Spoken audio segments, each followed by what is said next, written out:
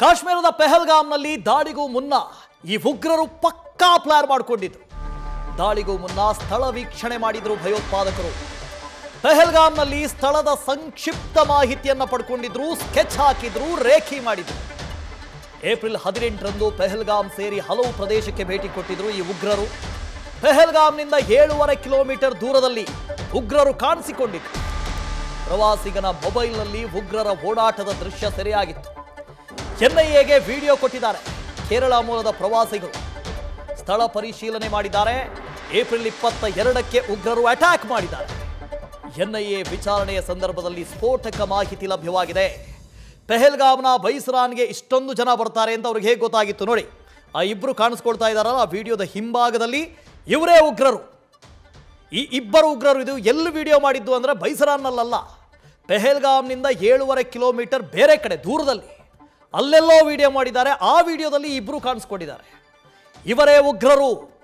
ಅಲ್ಲಿ 4 ಜನ ಅಥವಾ 6 ಜನ ಅಂತ ಏನು ಹೇಳ್ತಾ ಇದ್ದಾರಲ್ಲ, ಅದರ ಪೈಕಿ ಇಬ್ಬರು ಇವರೇ. 7.5 ಕಿಲೋಮೀಟರ್ ದೂರದಲ್ಲಿದ್ದರು ಇವರು. ಅಂದರೆ ಅಲ್ಲೂ ಕೂಡ ಅವರು ಮೊದಲೇ ಇದ್ರು ಅಂತ. ಎಲ್ಲೋ POKಯಿಂದ ಆವಾಗಷ್ಟೇ ಗಡಿ ದಾಟ್ಕೊಂಡು ಬಂದಂಥವ್ರಲ್ಲ.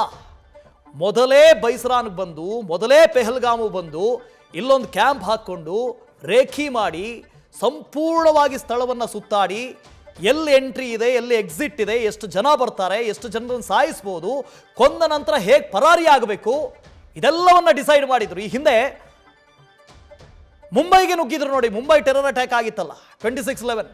ಆವಾಗ ಉಗ್ರರಿಗೆ ಬಂದಿದ್ದು ಗೊತ್ತಿತ್ತು, ವಾಪಸ್ ಹೋಗೋದು ಗೊತ್ತಿರಲಿಲ್ಲ. ಅವ್ರು ಪ್ಲಾನ್ ಮಾಡ್ಕೊಂಡಿರಲಿಲ್ಲ.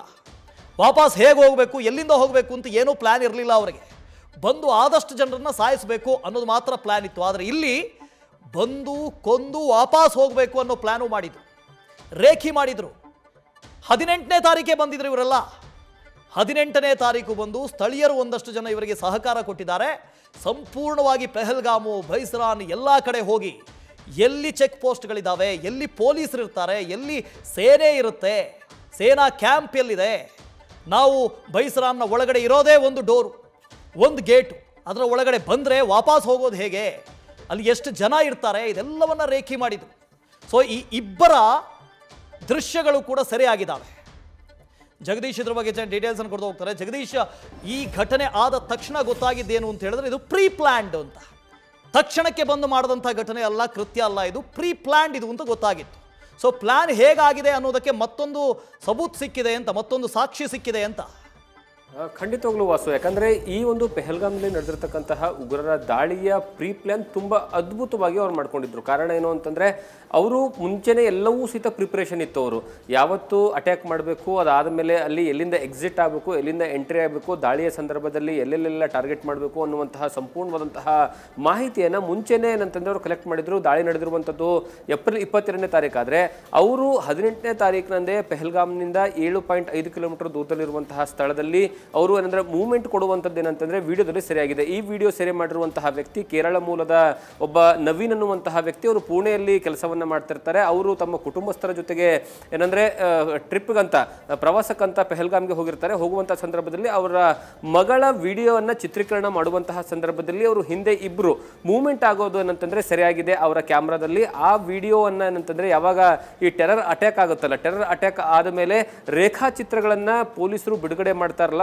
ರೇಖಾಚಿತ್ರಗಳನ್ನ ಪೊಲೀಸರು ಬಿಡುಗಡೆ ಮಾಡಿದ ನಂತರ ಆ ಒಂದು ರೇಖಾಚಿತ್ರಕ್ಕೆ ಈ ಎರಡೂ ಮುಖಗಳನ್ನ ತಾಳೆ ಹಾಕಿರುವಂತಹ ಸಂದರ್ಭದಲ್ಲಿ ಅವರಿಗೆ ಗೊತ್ತಾಗುತ್ತೆ ಈ ವ್ಯಕ್ತಿಗಳೇ ಅವತ್ತಿನ ದಿವಸ ಅಂದ್ರೆ 22ನೇ ತಾರೀಕು 18ನೇ ತಾರೀಕು ಯಾರು ಅಂದ್ರೆ ಆ ವಿಡಿಯೋದಲ್ಲಿ ಕಾಣಿಸಿರ್ತಾರೆ ಅವರೇ 22ನೇ ತಾರೀಕಿನ ದಾಳಿ ಮಾಡಿದ್ದಾರೆ ಅನ್ನುವಂತಹ ಮಾಹಿತಿ ಗೊತ್ತಾಗುತ್ತೆ. ಯಾವಾಗ ಈ ವಿಚಾರ ಗೊತ್ತಾಗುತ್ತೆ ಅವರು ನೇರವಾಗಿ ತಮ್ಮಲ್ಲಿರುವಂತಹ ವಿಡಿಯೋ ತುಣುಕನ್ನ NIA ಅಧಿಕಾರಿಗಳಿಗೆ ಕೊಡ್ತಾರೆ. NIA ಅಧಿಕಾರಿಗಳು ಈಗ ಇದಕ್ಕೆ ಸಂಬಂಧಪಟ್ಟಂತೆ ಇನ್ವೆಸ್ಟಿಗೇಷನ್ ಅನ್ನ ಮಾಡ್ತಾ ಇದ್ದಾರೆ.